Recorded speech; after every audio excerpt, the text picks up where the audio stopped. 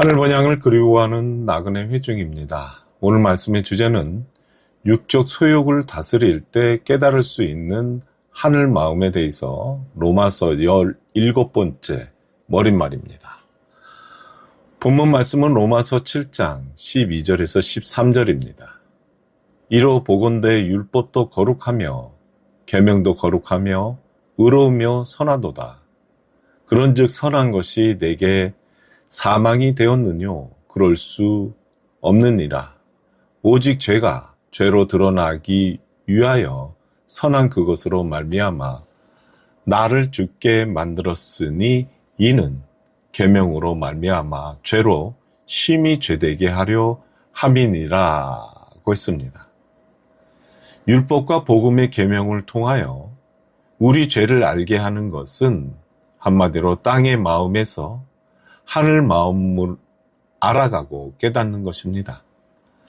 율법과 복음은 거룩하며 의로우며 선하지만 우리 마음에 이론적으로만 알고 깨닫지 못하는 것은 말씀에 행함이 없기 때문입니다.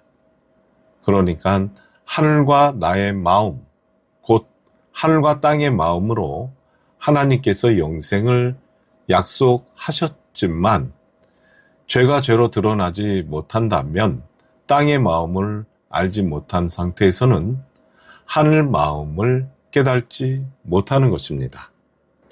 육체는 있으나 하늘 시민권을 얻을 수가 있는 것은 하늘 마음의 정신적 심령이 영생을 얻을 수 있는 것이고 그 육체는 배 지옥인 풍수화토로 돌아가는 것입니다. 본문 말씀에 오직 죄가 드러나기 위하여 선한 그것으로 말미암아 나를 죽게 만들었으니 라는 뜻은 무엇입니까? 율법, 곧 땅의 마음이 옴으로 말미암아 내게 있는 죄가 더욱 죄되게 하여 그 죄가 드러나게 겉으로는 죄가 안 드러나지만 속으로는 더 죄가 곱는 것입니다.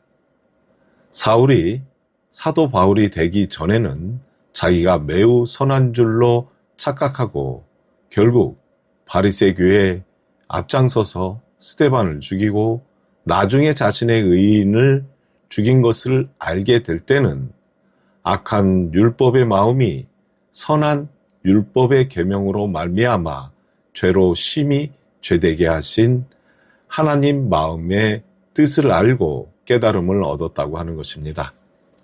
그러니까 이런 사울의 율법적 믿음이 바울 사도는 사망의 열매라고 한 것입니다. 사울이 그 당시 때 율법의 열심을 내다 보니까 결국에 하늘에 의인을 죽이는 열매를 맺는 것입니다.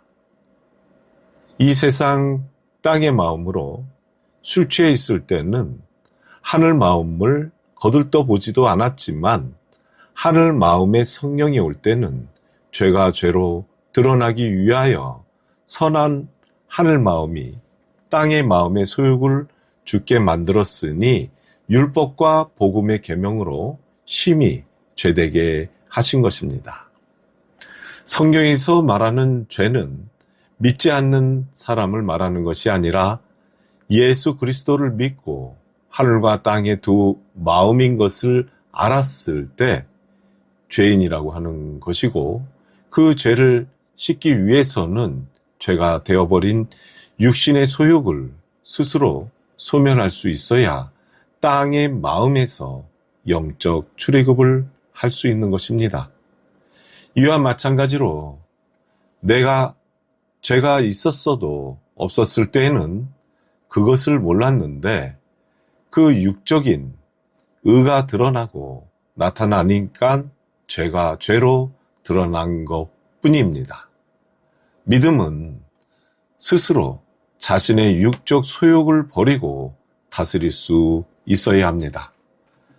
율법 차원에서는 율법 자체가 보호를 하고 복음을 지켜주지만 그 신앙이 모학생과 청년기를 지나 하늘 마음으로 거듭날 때는 선한 율법의 어머니 믿음 차원을 볼 수가 있을 때가 바로 우리 믿음이 복음과 율법의 하늘 혼인잔치에 초청을 받는 것입니다. 참고적으로 신약에서는 하늘나라의 소명을 받은 자들은 육의 눈으로 볼 수 있고 육의 귀로 들을 수 있게 이루어지는 것이 아니라 심령의 눈으로 볼 수 있고 심령의 귀로 들을 수 있는 것입니다.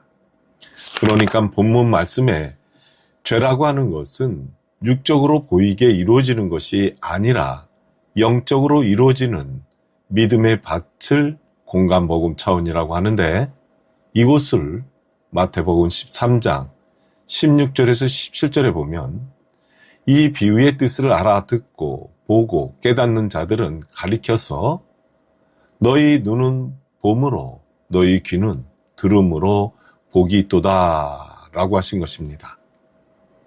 그것을 임금의 아들 혼인잔치에 초청을 하는 것을 비유하였는데, 이러한 공간복음 차원의 영적 밭에 씨를 뿌리는 말씀의 씨가 없을 때 마태복음 22장 12절에 보면 가로되 친구여 어찌하여 예복을 입지 않고 여기 들어왔느냐 하니 저가 유구무언이오늘 라고 대답을 한 것처럼 남자인 신랑은 말씀의 씨가 있어야 하고 여자인 신부는 씨를 받아들이는 영적 밭을 공간복음 차원이라고 하는 것입니다. 이러한 말씀의 씨의 차원을 요한복음이라고 하는데, 요한복음 3장 16절에 보면 독생자를 주시는데 곧 말씀의 씨를 상징하여 신랑의 씨를 심어주는 차원을 비유해서 보면 신부인 밭은 영적 진리를 받아들이는 요한복음 믿음, 곧 말씀 차원을 말하는 것입니다. 그러니까 성경의 대목으로 문맥을 이해하기 위해서는 구속사적 관점에서 말씀의 씨를 소유한 믿음 차원의 신앙을 가진 사람이 신랑이 되고 영적 밭의 사람이 신부인가를 알아야 할 것입니다. 여기서 본문 말씀의 죄라는 것을 상기를 하자면 정죄라는 것을 깨우쳐 주기 위하여 율법이 복음을 보호하여야 자신의 악한 율법이 선한 율법임을 알아갈 때 하늘 마음을 깨달아 죄인의 모습을 자신 스스로 바라볼 수가 있는 것입니다. 그러므로 신앙은 몽학생처럼 율법 차원과 공간복음 심한 차원에서 벗어나야 신랑과 신부의 만남을 말씀 차원으로 목격할 수 있을 때 성인 차원으로 거듭날 수 있는 것입니다. 요한복음 2장 1절에서 2절 말씀을 보면 사흘 되던 날에 갈릴리 가나안에 혼인이 있어 예수의 어머니도 거기에 계시고 예수와 그 제자들도 혼인의 청함을 받았더니 라고 했습니다. 여기 예수와 그 제자들도 혼인의 청함을 받은 것은 하객들에게 포도주를 대접하는 연회석의 초청을 받는 장면이고, 실제 요한복음인 말씀 차원에서 한 차원 거듭날 때 요한계시록 차원의 혼인잔치는 신랑도 나타났고 신부도 나타나서 세마포 예복을 입었으니까 혼인 예식을 거행하는 홀레시 장면입니다.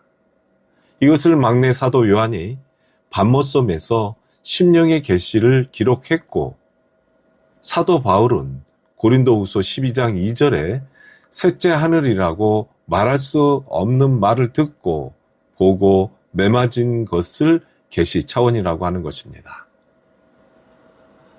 요한계시록 19장 7절에서 8절에 보면 우리가 즐거워하고 크게 기뻐하여 그에게 영광을 돌리세 어린 양의 혼인 기약이 이르렀고 그 아내가 예비하였으니 그에게 허락하사 빛나고 깨끗한 세마포를 입게 하셨은즉 이 세마포는 성도들의 옳은 행실이로다 하더라고 하듯이 신앙은 한 단계 한 단계 거듭날 때 육신적 소욕을 버릴 수 있는 것입니다.